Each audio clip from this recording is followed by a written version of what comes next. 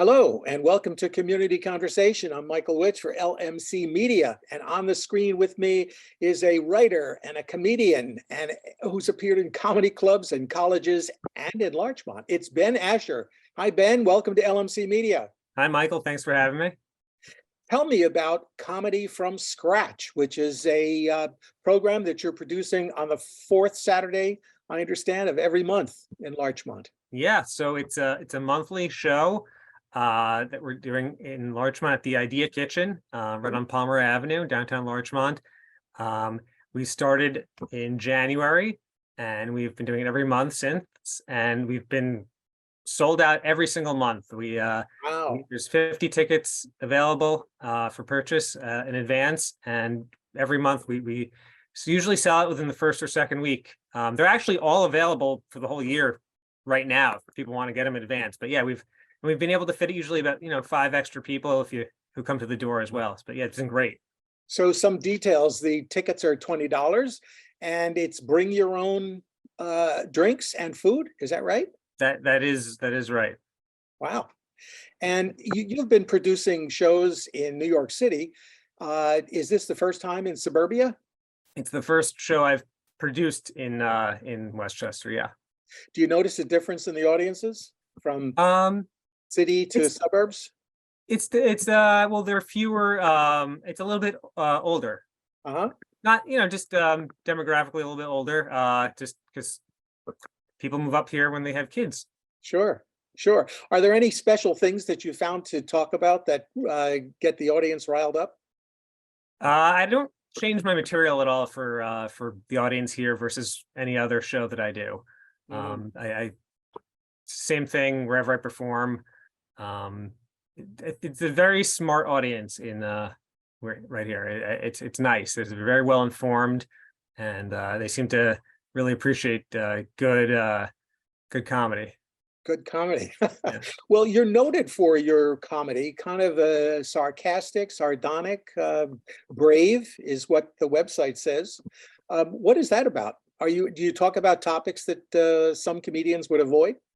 Yeah. I mean, I didn't call myself brave. Another comedian who's now like a writer on Colbert Report one time thought I was pretty brave with what I was doing. There are a lot of comedians who they try to I guess there's a term like relatable, and so they kind of or just trying not to do clean material. Although I would say I'm fairly clean. I don't use really almost any profanity. I kind of more interested in, I guess you might say, darker parts of life and humanity, which to me is just kind of life and humanity. I mean, so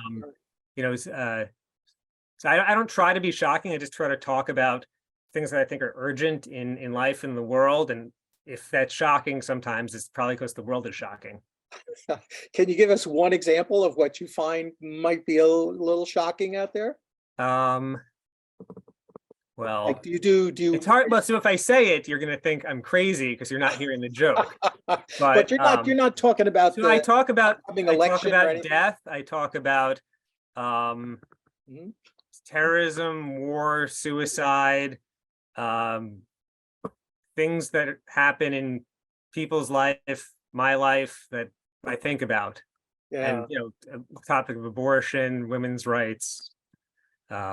I don't just talk about like my roommate stealing stuff from my freezer. Although that's very funny. It can be very funny. Anything can be funny. That's right. Tell me about the Idea Kitchen. When did that? How did that happen? That you were called up to Larchmont to make us laugh up here? Well, I grew up in Mamaroneck.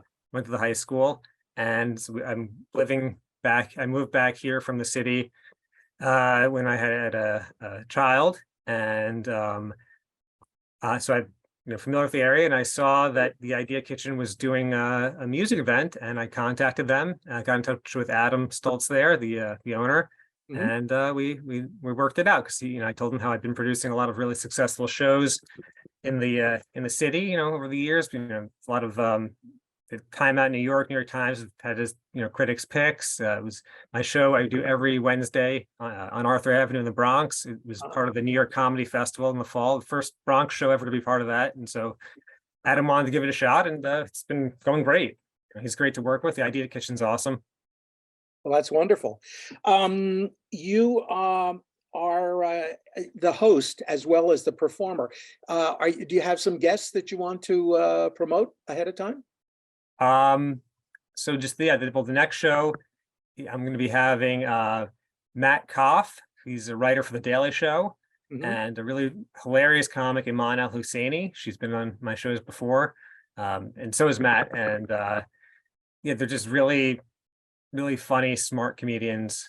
And so that's gonna be a great show in May. Good. Tell me about you said the audience up here is smart. And maybe skews a little older than the ones in the city. Are there topics that that they like to hear about that that are not that don't go over as well in the city with a younger crowd? Maybe having kids. I don't actually. I think they're better than a lot of younger crowds in the audience that in the city. Frankly, I think when you're a little bit also so when you're a little bit older, I think you've experienced a little bit more in life, and like, so talking about stuff with kids in a negative way, people who have kids understand and appreciate that more than people who are a little younger. It might be like, oh, you can't say that about kids. Like, and yeah, just there's an interesting thing that's happened in the last, several years where a lot of younger audiences, especially people like in their early 20s, are very sensitive about a lot of topics, and that people who just grew up and were exposed to comedy and just in our culture, prior to that, don't feel as sensitive about. So they're more willing to laugh about a lot of things and just kind of realize it's a comedy show. I always say, like, you shouldn't get upset by a joke. You should get upset because a joke by definition is not real. You should get upset at reality. I see. Were you funny as a kid? Were you the class cut up?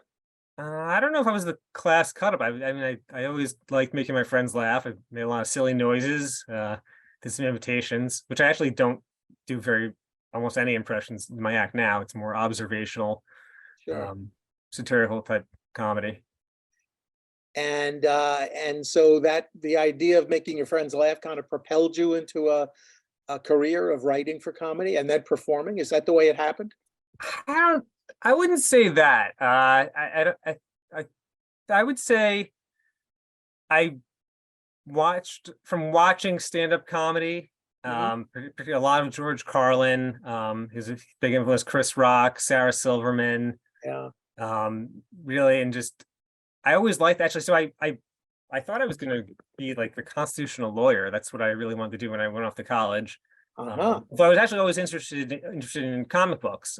In fact, I got interested in that.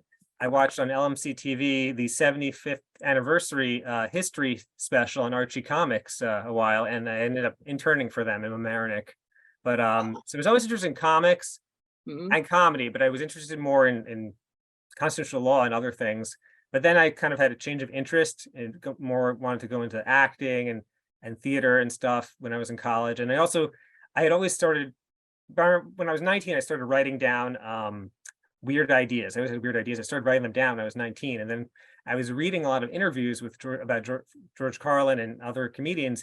And they all said they all carry a notepad with them everywhere they go, and they write down every idea they have. And I was like, oh, I'm already doing that. I think some of my ideas are pretty funny. So I got interested in doing that from that, and just, changing my focus and what I wanted to do in life. So where can people buy tickets for the show that's coming up at the Idea Kitchen on May, what'd you say, 22nd? Is it the 27th? Let me just look at it. It is there. Yeah. So it's the fourth Saturday of every month. If that is May 27th, then it is May 27th. Okay. They can buy tickets. You can go to comedyfromscratch.eventbrite.com. That's one word, comedy from scratch, one word, .eventbrite.com. There's also, I think, a link to it at the Idea Kitchen. And there's also, you can go to my Instagram at the Ben Asher, and there's links to it there. And I post the flyers with lineups on my Instagram as well. And I from what, probably should update my website. I haven't done that since 2001. There's like hundreds of shows I've been in that the calendar looks like I Mm. died in 2001. Your advice would be to get the tickets in advance, considering that you've had Yes, full shows up to now, yes, right? Yeah, yes. that's And great. by Well, doing that, you'll make it even harder for other people, which will be great to get tickets. It's a you're a yeah, comedian, aren't you? All right. yes. It is no, it is. Yeah, you should definitely Yeah, get in advance. Don't wait for the same day. They're right. usually sold out a week ahead of the show. But you can. I have every show for the rest of the year available right now. There's some people who bought tickets for June and July already. All right. So yeah, if you want to do that, and I don't have the lineups up for June and July, but they're going to be very good. If you look at some of the previous people I've had on my shows, which I have on my Instagram page, Right. that's who I pull from, and just other comedians I perform with in the city and who I know are just really gonna be, because it's so my show is a little bit different from other comedy shows. And this is actually pretty important to understand. So Yeah. if you've been to a comedy show in the city, Hmm. you know that a lot of the times it's a lot of comics getting thrown up there doing like maybe 8 to 10 minute sets, sometimes even less. Right. My show, the shows I've always done, has been way fewer than that. Usually either 3 or 4 comics and me. And this is actually just me and 2 other comics. And I try to have diverse lineup. Really have the people on the show look like the area we live in, like not just Larchmont, but like the New York City metropolitan area. Sure. So really, anyways, but we all perform in comedy. It's called like a feature length set. Hmm. So it's like about 25 to 30 minutes. And so you really get to see us, the comedian hit their stride on stage, flex their comedy muscles. You don't just get like a snippet Hmm. and you're like, oh, I wish I heard more. And it's just great for the comedian as well, because a lot of times, unless we're on the road, like, much more out of the city, you don't get opportunities to perform those long sets like that. So It sounds like a unique and funny time. And thank you, Ben Asher, for spending a few minutes with us on Community Conversation.